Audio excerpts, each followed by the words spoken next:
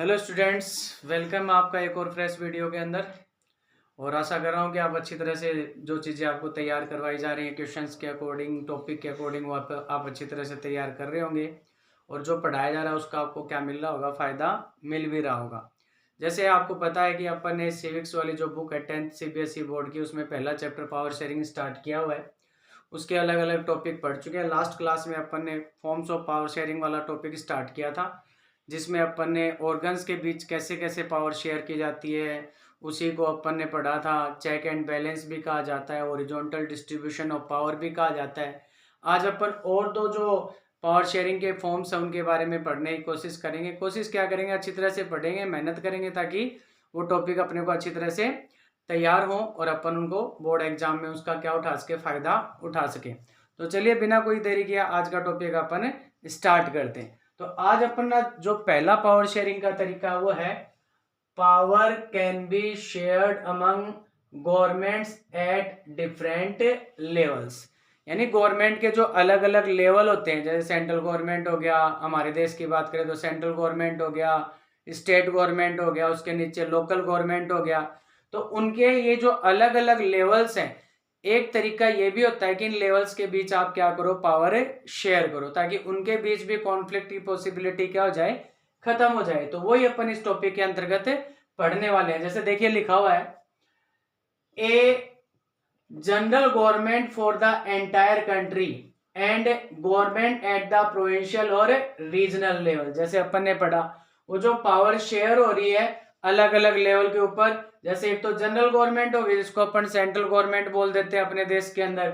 उसके अलावा जो पूरे कंट्री के लिए होती है, इसके अलावा गवर्नमेंट्स एट द प्रोविंशियल और रीजनल लेवल, जैसे मैंने कहा जिसको अपन क्या बोल देते हैं, स्टेट गवर्नमेंट बोल देते हैं। उससे नीचे का जो लेवल होता है उसको लोकल गवर्नमेंट बोल देते हैं। तो वही चीज इसने यहाँ मेंशन करी हुई है कि अपने को क्या करना है, जो अलग अलग गवर्नमेंट के लेवल्स हैं उनके बीच अपने को क्या करना है, पावर शेयर करना है। जैसे देखिए मैंने यहाँ पर लिखा हुआ भी है, such a general government for the entire country is usually called federal government. यानी सेंट्रल गवर्नमेंट को फेडरल गवर्नमेंट के नाम से भी जाना जाता है, यानी संघीय सरकार के नाम से भी जाना जाता है, और इसको यूनियन गवर्नमेंट के नाम से भी जाना जाता है।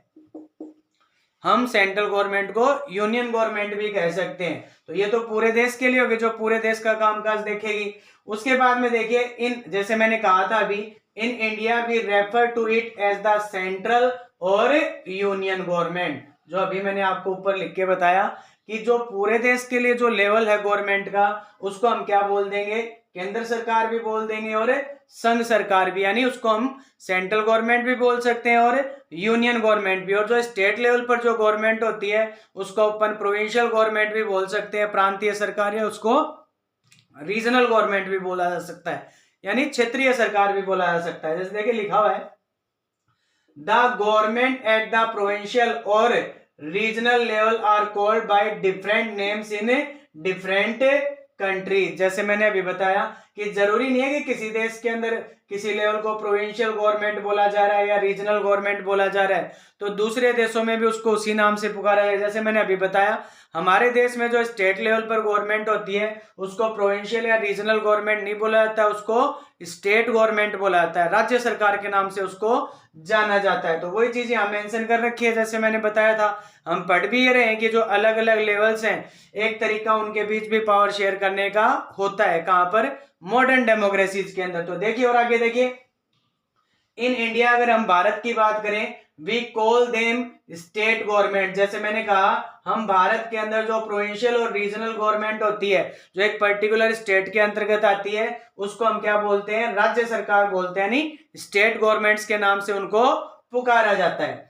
ठीक है, this system is not followed in all country. जैसे मैंने बताया ऐसा जो सिस्टम है ये लेवल वाला, जरूरी नहीं है कि सारे के सारे देशों के अंदर उसको क्या किया जाए, फॉलो किया जाए। जैसे अपन देखते हैं जो नॉन डेमोक्रेटिक फॉर्म्स होते हैं गवर्नमेंट के, वहां पर ये वाला सिस्टम अपने को देखने को नहीं मिलता है। जैसे मोनार्की हो गया, डिक्टेटरशिप हो गया, रिलीजियस रूल हो गया, आर्मी रूल हो गया, वहां पर आपको ये वाला सिस्टम इतना देखने को नहीं मिलेगा। क्योंकि अपन पढ़ रहे हैं कि कौन से फॉर्म पढ़ रहे हैं, हम ये वो फॉर्म पढ़ रहे हैं जो डेमोक्रेटिक कंट्री के अंदर क्या किए जाते हैं, फॉलो किए जाते हैं। किसके लिए, पावर को शेयर करने के लिए। आ गया समझ में? क्लियर हो गया आपके? चलिए आगे देखते हैं।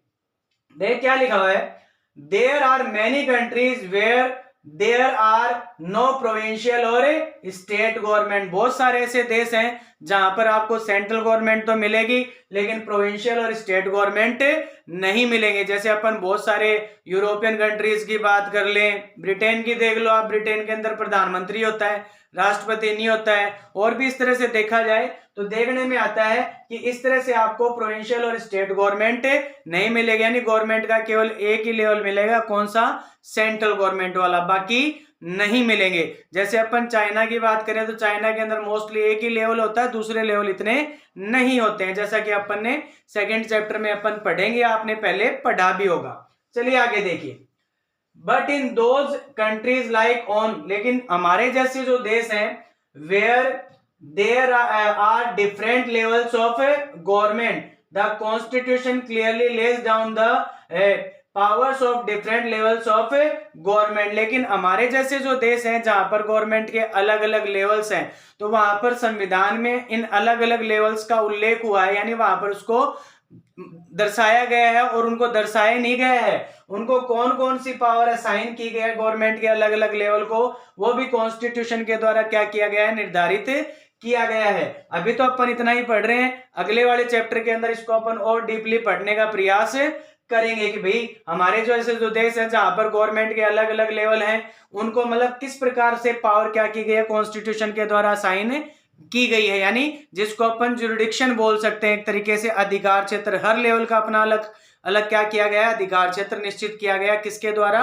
कॉन्स्टिट्यूशन के द्वारा। तो वही चीज यहाँ पर मेंशन कर रहे हैं कि आपने डिफरेंट लेवल बता दिए, कॉन्स्टिट्यूशन के अकॉर्डिंग निर्धारित हुए और उनको जो पावर दी गई है वो भी कॉन्स्टिट्यूशन के द्वारा निर्धारित होती है। आगे देखिए, this is what they did in Belgium but was refused in Sri Lanka. जैसे अपन ने पहले पढ़ा कि बेल्जियम के अंदर क्या हुआ, सेंट्रल गवर्नमेंट से पावर लेकर, और जो दो रीजन थे वहां के, फ्लेमिश और वेलोनिया रीजन, वहां की स्टेट गवर्नमेंट को क्या कर दी गई? पावर दे दी गई, यानी उनके साथ पावर शेयर कर दी गई। यानी अब जो स्टेट गवर्नमेंट थी वो सेंट्रल गवर्नमेंट के सबऑर्डिनेट नहीं थी, लेकिन श्रीलंका में ऐसा नहीं हुआ। तो वही चैप्टर का जो हम सेंस लेके चल रहे हैं कि पावर शेयर हुई तो किसी प्रकार का कोई कॉन्फ्लिक्ट नहीं हुआ, श्रीलंका के अंदर ऐसा नहीं हुआ, तो उस कॉन्फ्लिक्ट ने एक सिविल वॉर यानी गृह युद्ध का रूप ले लिया, और हमने पढ़ा था कि उससे दोनों कम्युनिटीज को क्या हुआ? नुकसान हुआ। तो ये है। आगे क्या कह रहा है, this is called federal division of power. इसको हम फेडरल डिवीजन ऑफ पावर भी कह सकते हैं। फेडरल सिस्टम का मतलब ये होता है कि आप अलग अलग लेवल्स हैं वहां पर गवर्नमेंट के, और आप उनके बीच क्या कर रहे हो? पावर शेयर कर रहे हो। तो इसीलिए हम क्या बोल सकते हैं? इसको फेडरल पावर शेयरिंग या फेडरल डिवीजन ऑफ पावर भी कहा जाता है। अगर आपसे क्वेश्चन पूछा जाता है फेडरल डिवीजन ऑफ पावर, तो आप यही बताओगे कि जो अलग अलग लेवल्स हैं उनके बीच क्या की गई है? पावर शेयर की गई है, और वो पावर का निर्धारण किसके द्वारा किया गया है? कॉन्स्टिट्यूशन के द्वारा किया गया। तो इस तरह का जो डिवीजन होता है पावर का, उसको फेडरल डिवीजन ऑफ पावर कहा जाता है। इसी तरह से आगे देखिए, the same principle can be extended to levels of government lower than the state government such as the municipality and panchayat. जैसे मैंने कहा सेंट्रल गवर्नमेंट से पावर लेकर स्टेट गवर्नमेंट को दी गई, स्टेट गवर्नमेंट से फिर जो नीचे लेवल है, जैसे हमारे देश के अंदर लोकल गवर्नमेंट वाला है, स्थानीय सरकार के अंदर जैसे म्युनिसिपैलिटी आती है, पंचायत आती है, इसको हम पंचायती राज भी बोल देते हैं। फिर उनके साथ भी क्या की जाती है? पावर शेयर की जाती है। तो ये है। तो इसीलिए इस तरह से जब पावर शेयर की जाए सेंट्रल गवर्नमेंट से स्टेट गवर्नमेंट को, स्टेट गवर्नमेंट से फिर लोकल गवर्नमेंट को, तो एकदम वर्टिकल स्ट्रक्चर बनता है। इसीलिए इसको वर्टिकल डिवीजन ऑफ पावर भी कहा जाता है। जैसे मैंने कल बताया था कि एक इंपॉर्टेंट सवाल है, आपको ढंग से इसको तैयार करना, हॉरिजॉन्टल डिस्ट्रीब्यूशन ऑफ पावर वाला भी और वर्टिकल डिवीजन ऑफ पावर वाला भी। वर्टिकल डिवीजन मतलब हायर लेवल से लोअर लेवल के बीच आप जो पावर शेयर कर रहे हो, सेंट्रल गवर्नमेंट, फिर स्टेट गवर्नमेंट, फिर लोकल गवर्नमेंट, तो उसको वर्टिकल डिवीजन ऑफ पावर भी कहा जाता है। तो एक इंपॉर्टेंट क्वेश्चन है, ये भी ध्यान रखना। तो इसमें हमारा इंपॉर्टेंट क्वेश्चन एक तो वर्टिकल डिवीजन ऑफ पावर बन रहा है, एक बन रहा है फेडरल डिवीजन ऑफ पावर बन रहा है। आई बात समझ में? तो ये वाले क्वेश्चन आपको 2 या 3 नंबर के आधार पर इंपॉर्टेंट क्वेश्चन आपको क्या करने हैं, याद करने हैं। बाकी अपन ये जब टॉपिक खत्म करेंगे तो दोबारा शुरू से अपन एक एक इन क्वेश्चंस को एक बार दोबारा रिवाइज कर लेंगे। अब अगला जो अपना फॉर्म्स है पावर शेयरिंग का, वो power can be shared among different social groups.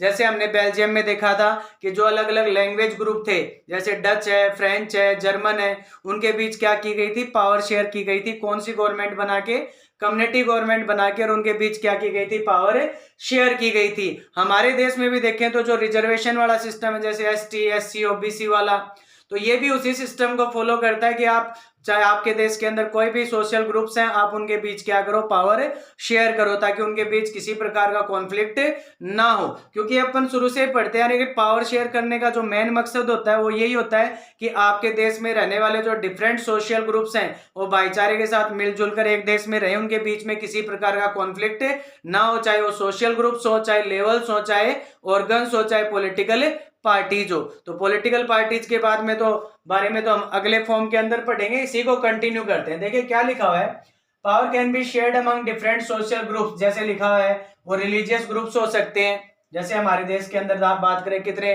धर्म को मानने वाले लोग हैं तो उनके बीच पावर शेयर करना। लिंग्विस्टिक ग्रुप्स हो सकते हैं, हमारे देश में बहुत सारे भाषाई लोग रहते हैं, बेल्जियम में भी अपन ने देखा था, बेल्जियम में उनके बीच पावर शेयर करी तो कॉन्फ्लिक्ट क्या हो गए, रिसोल्व हो गए। श्रीलंका के अंदर नहीं हुआ तो सिविल वॉर हो गया।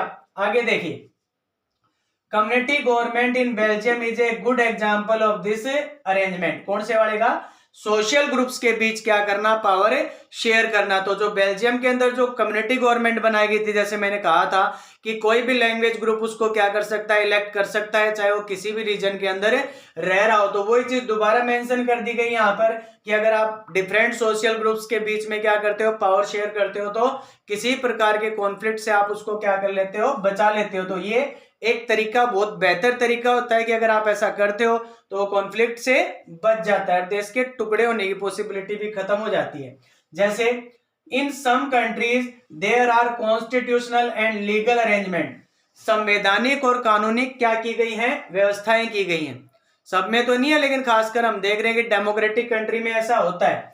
Where by socially weaker section and women are represent in the legislature and administration. वहां क्या देखने को मिलता है कि जो सामाजिक रूप से जो कमजोर वर्ग होते हैं, जिनको अपन मान सकते हैं कि वे लोअर कास्ट वाले या इस तरह के जिनके साथ डिस्क्रिमिनेशन होता है, और जो महिलाएं हैं उनको किसी ना किसी रूप से क्या किया जाता है, चाहे वो विधायिका हो, चाहे प्रशासन हो, उसमें उनको भागीदारी, यानी वहां पर वो अपने आप को रिप्रेजेंट करने का उनको क्या दिया जाता है, मौका दिया जाता है। यानी कहीं ना कहीं उनको कहीं ना कहीं उस जगह पर क्या किया जाता है, शामिल किया जाता है, ताकि उनको, जैसे अपन ने अगली लाइन में लिखा कि उनको अलाइंटेड फील ना हो, ऐसा ना लगे कि हम हमारे देश में क्या रह रहे हैं, एक बेगाने की तरह रहने लग रहे हैं। जैसे देखिए एक उदाहरण भी दिया है, जैसे हमने 9th क्लास में पढ़ा था कि the system of reserve constituencies in assemblies and the parliament of our country.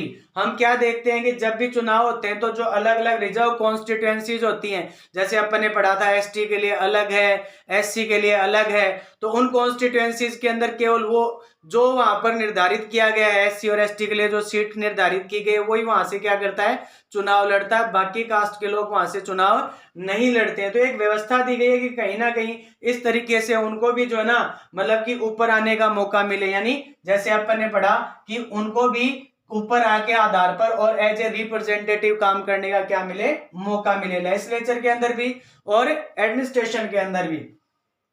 This type of arrangement is meant to give space in the government and administration to diverse social groups who otherwise would feel aliened from the government। जैसे अभी मैंने थोड़ी देर पहले बताया कि अगर ऐसा नहीं होगा, अगर उनको मौका नहीं दिया जाएगा कि भी हाँ आप आओ एडमिनिस्ट्रेशन के अंतर्गत, गवर्नमेंट के अंतर्गत आप भी पार्टिसिपेट करो, तो वो अपने आप को क्या महसूस करने लग जाएंगे, अलाइंटेड फील करने लग जाएंगे।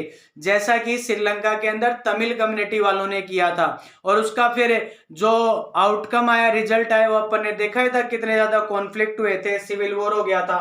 तो यानी this method is used to give minority communities a fair share in power, जो अपन बात करेंगे जो माइनॉरिटी में है, अल्पसंख्यक है, उनको भी जो है ना, मतलब कहने का सीधा सा मतलब है कि जो सत्ता है उनमें उनको क्या मिल सके, हिस्सेदारी मिल सके। तो एक बहुत अच्छा तरीका है जिससे इस तरह के जो सोशल ग्रुप्स होते हैं उनको अलाइंटेड फील नहीं होता है, वो डेमोरलाइज नहीं होते हैं और बेहतर तरीके से दूसरों के साथ मिलकर रहते हैं और देश की हर पॉलिटिकल एक्टिविटीज में क्या करते हैं, आपस में पार्टिसिपेट करते हैं। तो ये था अपना आज का चैप्टर, यानी चैप्टर तो क्या है, चैप्टर तो अपना एक और टॉपिक बच गया कंप्लीट होने के लिए। ये थे अपने 2 फॉर्म्स पावर शेयरिंग के। पहले वाला अपन ने पढ़ा कि जो डिफरेंट लेवल्स है उनके बीच पावर शेयर करना, इसको अपन क्या बोल सकते हैं, फेडरल यानी federal power division of power भी बोल सकते हैं, वर्टिकल डिवीजन ऑफ पावर भी बोला जाता है, वर्टिकल डिस्ट्रीब्यूशन भी पावर भी बोला जाता है। फिर अपन ने पढ़े अलग अलग लेवल पर जो गवर्नमेंट होते हैं अलग अलग देशों में उनको अलग अलग नाम से जाना जाता है। एंटायर कंट्री के लिए जो लेवल होता है उसको आप सेंट्रल गवर्नमेंट भी बोल सकते हो, यूनियन गवर्नमेंट भी बोल सकते हो, फेडरल गवर्नमेंट भी बोल सकते हो। जो स्टेट लेवल पर जो गवर्नमेंट होता है उसको आप प्रोविंशियल गवर्नमेंट भी बोल सकते हो, रीजनल गवर्नमेंट भी बोल सकते हो, लेकिन हमारे देश के अंदर उसको किस नाम से पुकारा जाता है, स्टेट गवर्नमेंट के नाम से पुकारा जाता है।